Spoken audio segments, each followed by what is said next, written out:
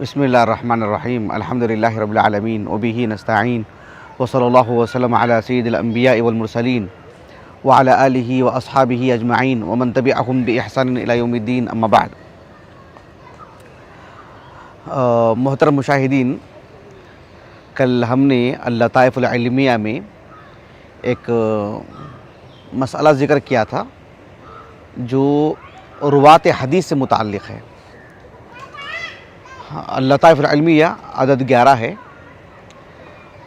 اس میں یہ مسئلہ تھا کہ اللہ کے رسول صلی اللہ علیہ وسلم کے وہ صحابہ جنہوں نے اللہ کے رسول صلی اللہ علیہ وسلم سے روایت کرتے ہوں، آپ سے حدیث بیان کرتے ہوں، اور اللہ کے رسول صلی اللہ علیہ وسلم سے پہلے ہی وفات پا چکے ہوں،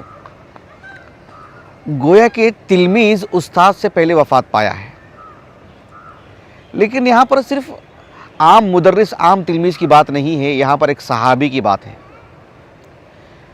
اہل علم شروع دن سے صحابہ رضی اللہ عنہم اجمعین پر طرح طرح کی کتابیں لکھے ہیں، کئی پہلوؤں پر گفتگو کی ہیں، ان کے طبقات بیان کیے گئے ہیں، ان کے فضائل بیان کیے گئے ہیں۔ فضائل تو بہرحال منصوص ہوتے ہیں، لیکن طبقات کا جو معاملہ ہوتا ہے وہ نص کا نتیجہ ہے، لیکن وہ اس میں ایک اجتہادی بات ہوتی ہے، اس میں مصنف کا ذوق بھی کام کرتا ہے۔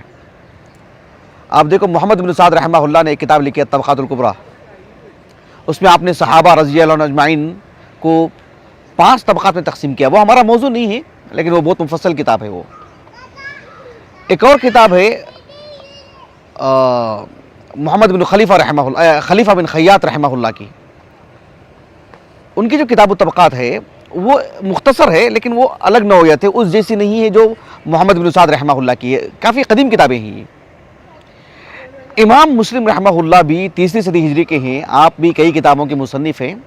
امام مسلم رحمہ اللہ کی ایک کتاب ہے کتاب الطبقات، جو محقق چھپی ہے شیخ مشہور حسن حفظہ اللہ کے تحقیق سے، کافی ضخیم۔ اس میں آپ نے صحابہ کے جو طبقات بیان کی ہیں بلدان کے اعتبار سے، یعنی آپ صلی اللہ علیہ وسلم کے وہ صحابہ جو مدینۃ الرسول میں تھے، اللہ کے رسول کے انتقال کے بعد، یعنی مدینۃ الرسول ہی کو انہوں نے اپنا مستقر بنا لیا، انہوں نے وہیں پر رہنے لگے۔ پھر اس کے بعد جو مکے میں رہنے والے صحابہ ہیں، پھر اس کے بعد مکہ، اس کے قرب و جوار میں طائف وغیرہ، اس کا جو گرد و نواح کا جو علاقہ ہے، پھر اس میں کوفہ کے علماء، بصرہ کے علماء سے مراد صحابہ، پھر بصرہ کے صحابہ، اور پھر اس کے بعد ملک شام، پھر مصر، پھر یمن، پھر متعدد علاقوں کے صحابہ۔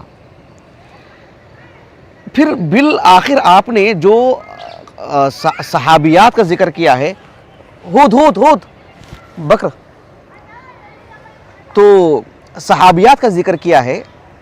صحابیات کا ذکر کرنے کے بعد امام مسلم رحمہ اللہ نے ان صحابہ کا ذکر کیا تابعین کا ذکر کرنے سے پہلے، یعنی صحابہ کا جو ذکر کیا نا، صحابہ کا جیسے اختتام ہوتا ہے صحابہ کا، پھر صحابیات کا، سب کا تعلق بلدان سے۔ صحابیات کو بھی لے لیجئے، امام مسلم رحمہ اللہ نے سب سے پہلے جو مدینے میں رہنے والی صحابیات ہیں، پھر مکہ میں، اس اعتبار سے جب صحابیات کا جو ہے باب ختم ہوا، اب شروع ہونا ہے کس کا معاملہ؟ تابعین کا۔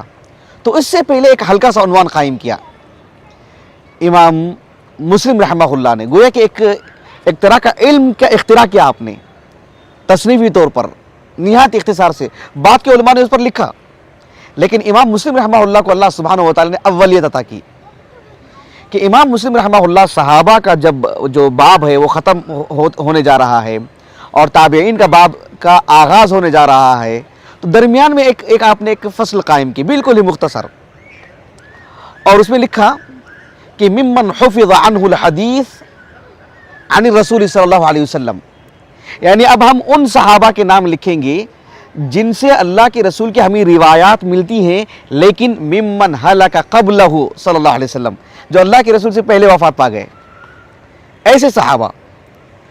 حالانکہ امام مسلم رحمہ اللہ کے جو طبقات ہے آپ کھول کر کے دیکھو، اس میں آپ ترجمہ حیات نہیں لکھتے ہیں، صرف نام، تجرید الاسماء بولتے ہیں نا، صرف نام، फलां इब्न फलान और कुनियत के साथ, और पहले ही से एक सुर्खी लगा देते हैं कि ये सब उलमाए मदीना मदीने के हैं, ये मक्का के हैं, बस इतनी सी बात, उसके बाद सिर्फ नाम लिखते जाते हैं। तो इमाम मुस्लिम रहमहुल्लाह ने इस उन्वान के तहत सिर्फ 6 नाम जिक्र किए हैं। उन 6 नामों में किसी खातून का नाम नहीं है, और उन 6 नामों को हुरूफुल हजा की तरतीब से जो है लिखे हैं। तो 6 नाम क्या हैं? एक नाम है जाफर बिन अबी तालिब, दूसरा है ज़ैद इब्न हारिसा, और तीसरा नाम है साद इब्न मुआज अंसारी रज़ी अल्लाह अन्हु, और चौथा नाम है सुहैल इब्नुल बैज़ा। अल बैज़ा उनकी वालिदा हैं, ये खुद इमाम मुस्लिम ने लिखा है कि ये उनकी वालिदा हैं। ये थे सुहैल इब्न दाद। और चौथा नाम लिखा है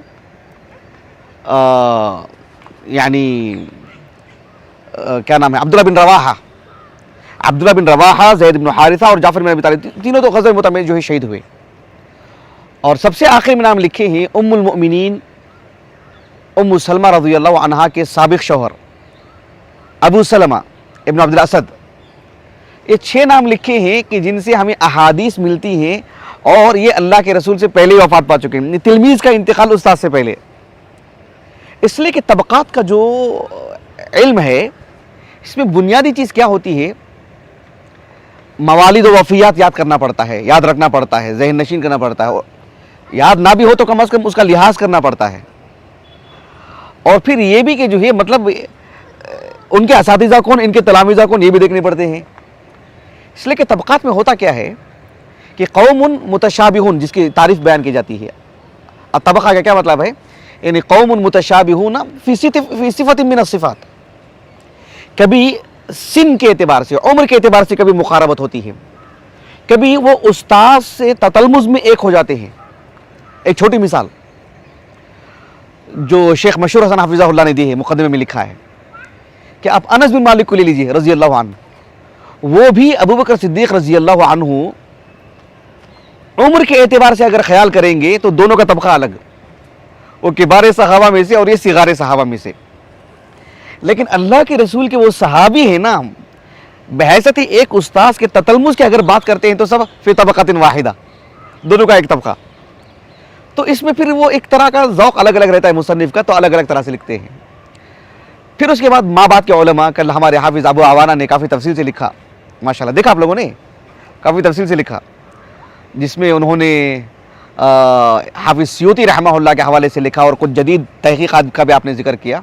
लेकिन मुझे मकसूद ये था कि जो है मतलब इसको जो अव्वलियत अल्लाह ने अता की वो इमाम मुस्लिम को रहमहुल्लाह, और उसमें आपने 6 नाम ज़िक्र किए हैं। यकीनन जो सबक़त करते हैं उनका अपना एक मकाम रहता है किसी भी इल्म से मुताल्लिक़, और इल्म के किसी भी जुज़ से मुताल्लिक़। तो लताइफ़ुल इल्मिया का जो अदद 11 है, उससे मुताल्लिक़ ये बातें थी। अल्लाह ताला से दुआ है कि अल्लाह ताला हमें अल्लाह सुब्हानहू व तआला की शरीयत को हर पहलू से पढ़ने, समझने, जानने और अल्लाह ताला के दीन की नशर व इशाअत की तौफ़ीक़ अता फ़रमाए। ये बेंगलुरु का क्या मरकज़ी इलाका है ना, ये कबन पार्क है मारूफ़। तो हम सैर व तफरीह के लिए इख़वान के साथ, मेरे घर वालों के साथ हम लोग आए। अल्लाह ताला हमारे शेख सुफियान साबिर को मोहम्मदी हफ़िज़हुल्लाह, शेख फ़ज़ल मोहम्मदी हफ़िज़हुल्लाह को, और हमारे फ़ाज़िल दोस्त हमदान अबुल क़ासिम को अल्लाह अजर अज़ीम से नवाज़े। हमारे अहलिया को, हमारे फ़र्ज़ंदान को, मुशाहिदीन को, हमारे सभी सबों को अल्लाह रब्बुल आलमीन अल्लाह की दीन की बुनियाद पर इज़्ज़त दे, अल्लाह इकराम फ़रमाए। सुब्हानकल्लाहुम्मा व बिहम्दिक अशहदु अल्ला इलाहा इल्ला अंत अस्तग़फिरुका व अतूबु इलैक।